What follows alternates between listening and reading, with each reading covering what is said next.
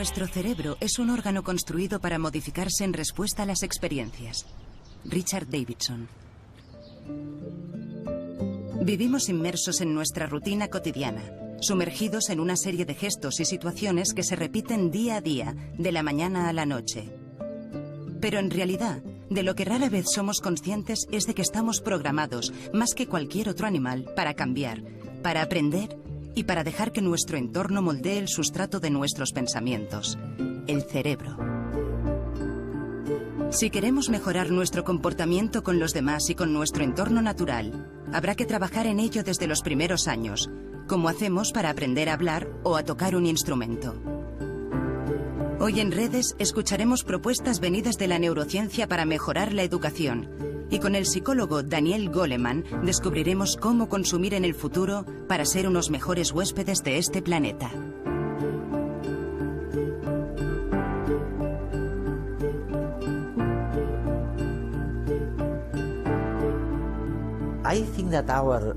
Creo que nuestros telespectadores nos agradecerían que les resumamos lo que esperamos de la inteligencia social y emocional aplicada a las escuelas, a los niños, a la infancia, en pocas palabras. ¿Qué significa en unas pocas palabras? ¿Cuál es la verdadera revolución de este cambio? Ha sido uno de los grandes investigadores que ha aplicado esta práctica en los Estados Unidos. ¿Qué significa todo eso?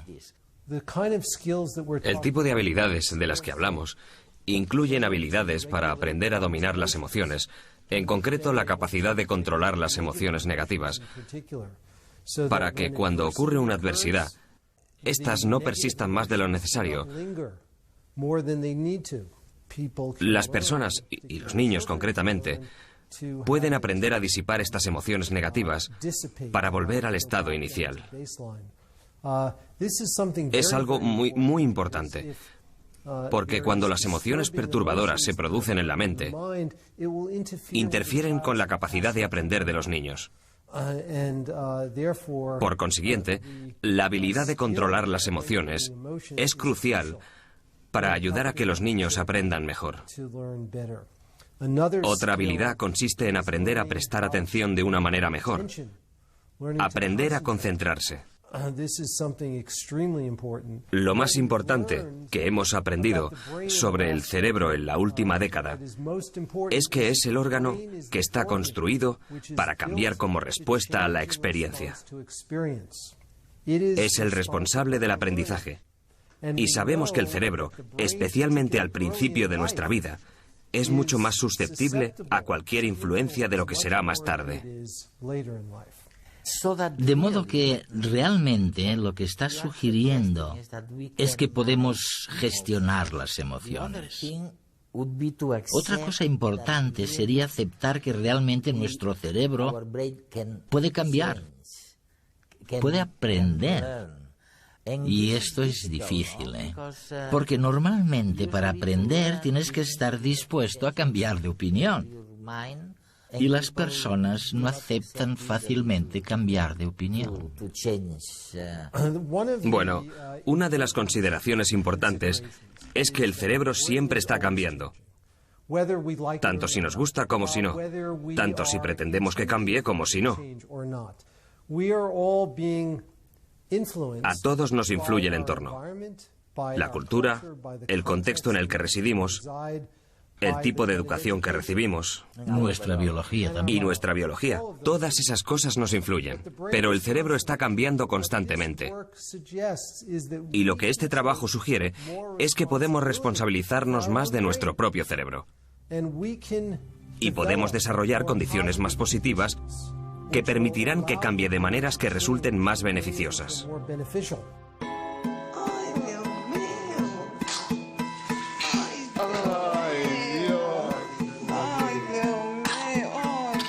Desde el nacimiento, nuestro cerebro va modificándose, adaptándose con cada nueva experiencia, porque está construido con ese fin.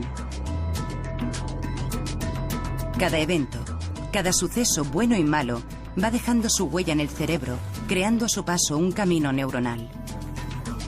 Puede que ello nos haga sentir víctimas de nuestro pasado, el cual ha trazado caminos neuronales demasiado trillados, demasiado hondos, que nos hacen reaccionar automáticamente.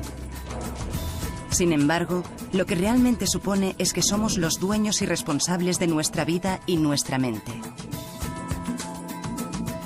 Dado que la mente es maleable y la plasticidad cerebral algo aceptado y demostrado, por la misma razón, cualquier cambio en la conducta afectará a nuestro cerebro, modificando su función y, por último, su estructura.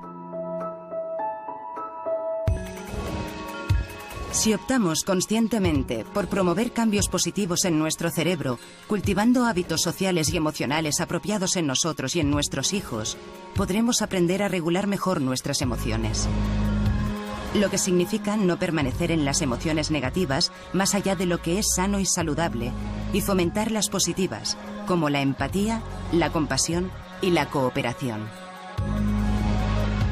Cualidades que, si antes eran entendidas como dones personales, ahora, según esta perspectiva, pueden verse como habilidades adquiribles por todo el mundo con el entrenamiento adecuado. ¿Habéis podido evaluar o examinar alguna de estas experiencias educativas, algunas de estas reformas? Hemos trabajado en el laboratorio analizando tipos de intervenciones muy específicas que se pueden diseñar. Por ejemplo, para aumentar la cooperación y la compasión y el altruismo. Y luego hemos estudiado la manera en la que esto cambia el cerebro durante la adolescencia. Y resulta que con solamente 2 semanas de entrenamiento... 2 semanas. 2 semanas en la que se practica 30 minutos al día. Pues bien, con esto basta para poder detectar cambios que suceden en el cerebro tras solamente 2 semanas. ¿Y te refieres a asuntos como el altruismo, nada menos, y la compasión? Hay cambios específicos en el cerebro que están asociados con los cambios en el altruismo y que se pueden medir conductualmente.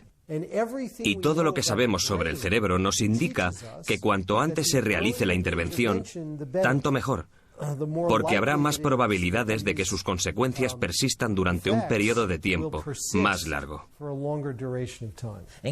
Y para este asunto de enseñar más altruismo, menos violencia, más empatía, ¿a qué edad crees que es más efectivo? Basándome en lo que sabemos sobre el cerebro, las intervenciones que se producen antes de la adolescencia tienen un impacto mucho más duradero que las que se producen después de la adolescencia. Sabemos, por ejemplo, que una de las partes más críticas del cerebro a la hora de controlar las emociones es la corteza prefrontal,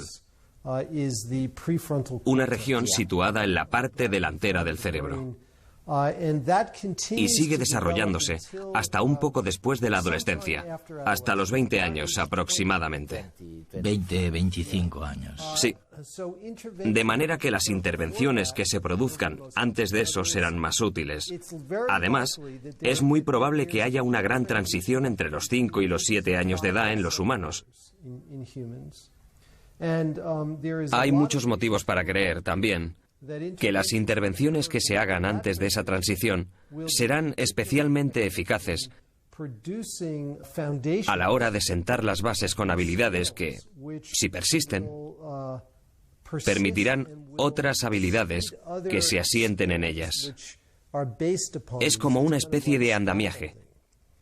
Hay una necesidad acuciante de investigar más en este campo, porque apenas se han realizado estudios sobre la influencia del aprendizaje social y emocional en el cerebro.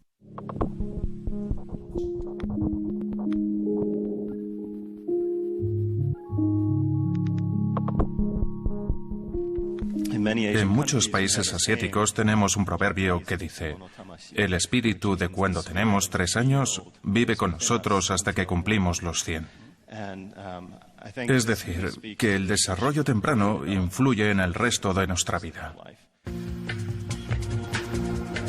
El neurocientífico Takao Henge investiga en la Universidad de Harvard cómo se establecen las conexiones cerebrales en los primeros años de vida y conoce muy bien los estudios actuales sobre la capacidad de cambio del cerebro en función de su entorno. Este es un tema que estamos investigando y estudiando, y resulta bastante sorprendente el hallar ejemplos, desde los ratones hasta los humanos, de mecanismos biológicos presentes en todas las especies y que hacen a nuestro cerebro extremadamente plástico. Al principio de la vida es muy flexible y luego se hace más rígido. He pensado que podría daros un par de ejemplos. Michael Meaney estudia el cuidado parental y maternal y en una serie de experimentos muy elegantes en ratas ha descubierto que incluso en el mundo de las ratas hay madres buenas y malas.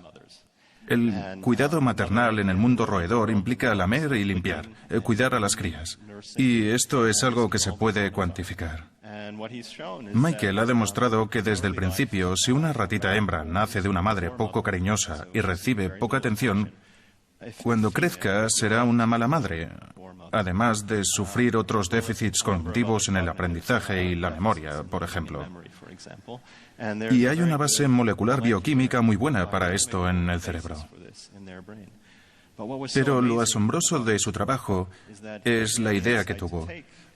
Las crías de rata que habían nacido de una mala madre las dio de acogida a una buena madre, una que las lamiera y aseara mucho. Y resulta que, en este caso, incluso las ratitas que estaban genéticamente predispuestas a ser malas madres en el futuro, modificaron su conducta. Si habían recibido los cuidados de una buena madre adoptiva, las ratitas crecían y se convertían en buenas madres que lamían y acicalaban mucho a sus crías. Se trata de un cambio epigenético espectacular que, de hecho, se debe a la modificación del gen de un receptor hormonal concreto. Este mismo año han publicado la asombrosa versión humana de esto. Al tener acceso al cerebro humano de suicidas, desgraciadamente, que de niños habían sufrido adversidades bien documentadas. Y se descubrieron las mismas modificaciones en las personas que habían sufrido adversidades de niños frente a los que habían muerto de causas naturales o los que no presentaban un historial problemático. Se trata, pues, de un ejemplo claro de la conservación de un mecanismo molecular y de cómo las experiencias en las primeras etapas de vida dejan una huella permanente en el cerebro. Mundialmente conocido tras la publicación de su libro Inteligencia emocional en la década de los 90, Daniel Goleman ha seguido escribiendo sobre psicología y emociones, promoviendo la incorporación del aprendizaje social y emocional al currículo escolar.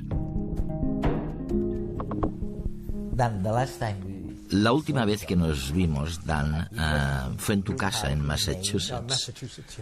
Y fue justo después de aquel éxito increíble que tuviste en todo el mundo. En aquella época fue realmente increíble, con tu libro La inteligencia emocional. Sí, sí. Coincidió con un momento en que se vivía un cierto desencanto. Había menos expectativas en cuanto a las posibilidades de cambiar el mundo directamente. A través de la política, digamos. Y quizás una mejor forma de conseguirlo era aprender a manejar las propias emociones.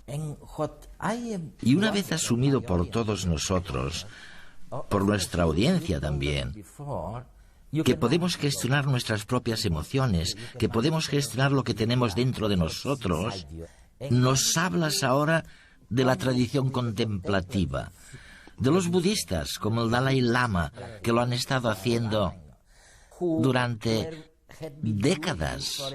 Sí, eso es. Y tú preguntas muy acertadamente, ¿podemos aprovechar algo de su experiencia? Exacto. ¿De aquello? Sí, yo estoy participando en esta conferencia con el Mind and Life Institute, que es un instituto que trabaja con el Dalai Lama. Se trata de un grupo de neurocientíficos que estudian las tradiciones antiguas de una filosofía y práctica como el budismo a fin de ver qué estrategias tienen para apaciguar la mente, para ser más compasivos, para aprender a concentrarse. Lo que nos dijo el Dalai a los científicos fue: tomad estos métodos, sacadlos del contexto religioso, estudiadlos muy a fondo y si pueden ser de alguna ayuda para la gente, difundidlos por todas partes. Ahora estamos descubriendo que enseñar habilidades sociales y emocionales a los niños desde que tienen 5 años hasta la universidad es muy eficaz. Los vuelve mucho más cívicos, mucho mejores estudiantes.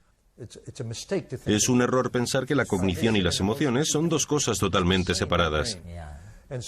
Es la misma área cerebral. De modo que ayudar a los niños a gestionar mejor sus emociones significa que pueden aprender mejor. Ahora estamos estudiando los métodos contemplativos que se han venido utilizando durante siglos. Y en el catolicismo también, por cierto, no solo en el budismo. Toda gran religión ha utilizado alguna vez algún tipo de práctica contemplativa de desarrollo de la mente. Nosotros lo estamos estudiando para ver si podemos aprovecharlo y hacer algo por los niños para ayudarles a concentrarse. Hoy en día los niños y también sus padres son muy dispersos y necesitan más ayuda con esas habilidades. Hoy en día probablemente haya solo una docena de currículos escolares que enseñen a los niños mindfulness, que les enseñen a concentrarse mejor, a focalizar, a hacer introspección y a ser más compasivos. Se trata de programas piloto. Desde 1995, cuando escribí La inteligencia emocional, ha habido cientos de programas sobre aprendizaje social y emocional y creo que va a ocurrir lo mismo con este campo.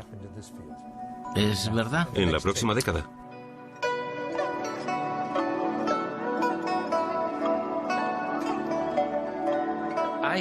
Una y otra vez se nos dice que la noción de entrenamiento mental, de práctica mental, de cultivar las cualidades humanas, a veces no es siquiera políticamente correcta. Y eso es sorprendente. No nos importa dedicar 15 años a la educación, si tenemos acceso a ella, o a la formación profesional. Nadie espera montar en bicicleta o jugar al ajedrez o tocar el piano sin un mínimo de disciplina y práctica. Sin embargo, a la que hablamos de entrenamiento mental lo equiparamos al lavado de cerebro. Es muy extraño. ¿Qué es la libertad?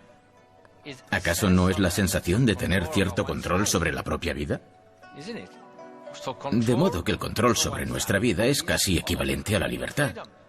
Control no significa restricción. El entrenamiento mental no es más que poseer cierto control sobre la propia mente. Tu mente puede ser tu mejor amigo o tu peor enemigo. Y la idea de que todo lo demás en la vida llega con esfuerzo, con una exposición continua,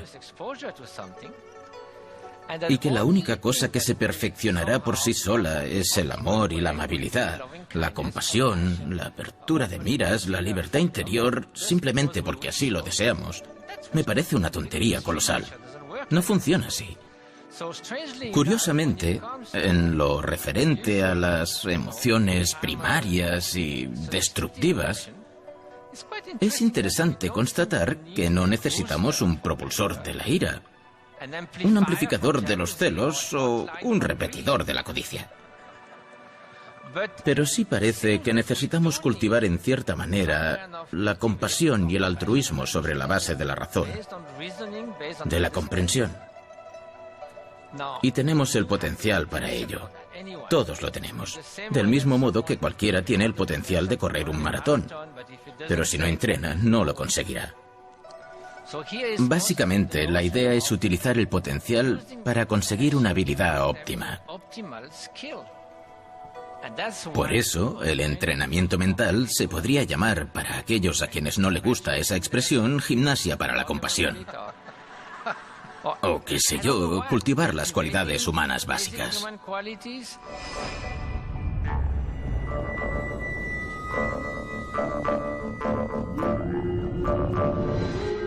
En 1921, Albert Einstein nos recordaba que el ser humano es también una parte del todo que llamamos universo.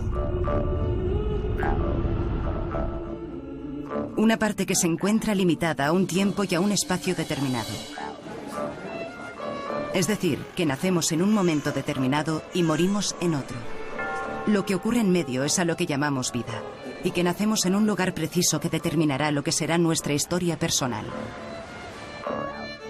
Dice que el hombre se experimenta a sí mismo, a sus pensamientos y a sus sentimientos, como si él fuera algo separado del resto del mundo, separado de los demás. Es como si su conciencia le hubiera hecho la jugarreta de crear una ilusión óptica de sí mismo y viviera inmersa en ella. Esa ilusión al final se acaba convirtiendo en algo así como una prisión, ya que nos restringe a la hora de entender el mundo que nos rodea y desenvolvernos en él. Nos limita a que vivamos solo unos pocos deseos personales que en gran medida dependen del entorno y la época en que nacimos, olvidando que podemos dar cabida en nuestra mente a otras muchas posibilidades. Esta ilusión también confina nuestro amor a unas pocas personas de nuestro entorno por las que sentimos afecto, como si el resto del mundo no existiera.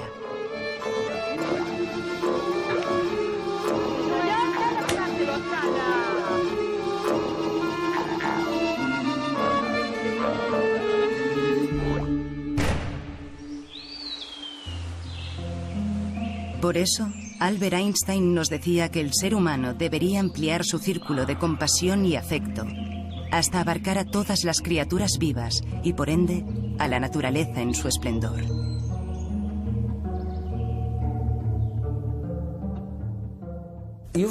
Recientemente has presentado otra idea nueva. Iba a decir que se trata de una idea tan utópica como lo fue en su día la inteligencia emocional. Hablas ahora de la inteligencia ecológica. Es fantástico porque una de las cosas que se aprenden leyendo tu maravilloso libro, estoy seguro de que también va a convertirse en un bestseller mundial, es cuando dices que el cerebro no sabe nada del mundo moderno. Es así como empiezas. Y es verdad que cuando el maquillador nos iba a poner la crema en la cara, tú has preguntado por el ciclo de vida de este producto en concreto. ¿Cuál es el ciclo de vida? Lo que quería saber concretamente es qué sustancias químicas se han utilizado para hacer la crema. Si te fijas en el champú que utilizas, si constan los ingredientes, verás que pueden haber utilizado hasta 50 ingredientes para fabricar un champú, y cada uno es una sustancia química distinta. Hoy en día puedes mirar esa lista y los estudios médicos y descubrir que un componente puede provocar cáncer en ratones, otro provocar asma, etc. Y en eso consiste esta nueva ciencia. De una lista de 100 champúes te puede indicar cuál es más seguro y cuál es más peligroso. Esta información es nueva y es muy poderosa. Puede hacer lo mismo con todo lo que compramos, con cualquier artículo del supermercado. Un detergente, un juguete infantil, la ropa que llevamos. Todo tiene su historia y existe una ciencia nueva que toma cualquier objeto, cualquier producto y que, desde el primer minuto de obtención del material, de su fabricación y transporte,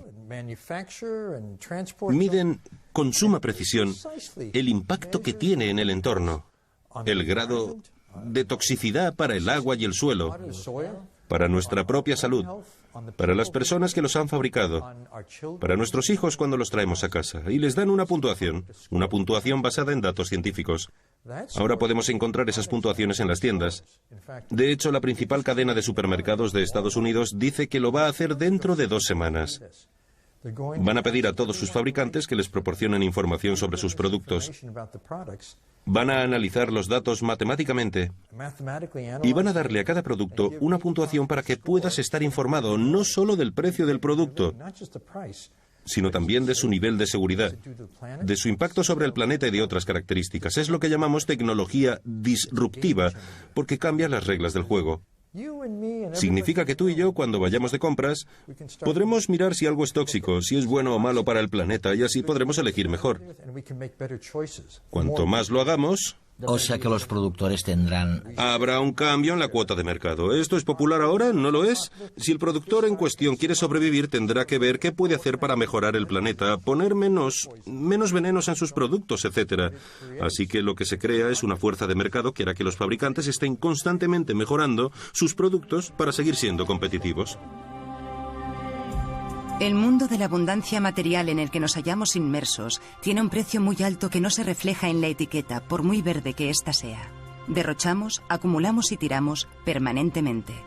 Ignoramos las consecuencias de la cadena de producción que tiene lugar para satisfacer los objetos de nuestras necesidades y caprichos. Una historia que comienza por los productos químicos de los que proceden los objetos consumidos, sigue por las condiciones de los que los fabrican, lejos, muy lejos de nosotros, su transporte, nuestro uso y lo que ocurre una vez las tiramos.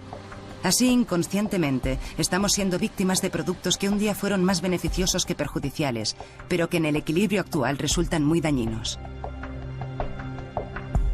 Las bolsas de plástico que utilizamos en la compra, se estima, tardan en descomponerse entre 500 y 1000 años. pero las de papel consumen en su fabricación más energía que las otras y contaminan más agua. Los productos volátiles de la pintura fresca y las cortinas de plástico del baño son sustancias peligrosas que forman parte de la sopa química que hemos cocinado y en la que estamos imbuidos, ignorantes de todo ello. Los productos verdes a veces solo tienen de verde el nombre, gracias al marketing que potencia una de sus cualidades, sin considerar, por ejemplo, lo que supone el transporte de ese producto hasta la tienda en cuanto a emisiones de CO2. Riesgos que nuestro cerebro no registra, adaptado a otros mucho más ancestrales. Es complicado, pero en realidad, solo un estudio profundo de todos los pasos implicados en la fabricación de un producto y el desarrollo de un etiquetado informativamente transparente puede ayudarnos a saber lo que compramos, a ser responsables con cada una de nuestras elecciones, con nuestro entorno y, en definitiva, con nuestra vida.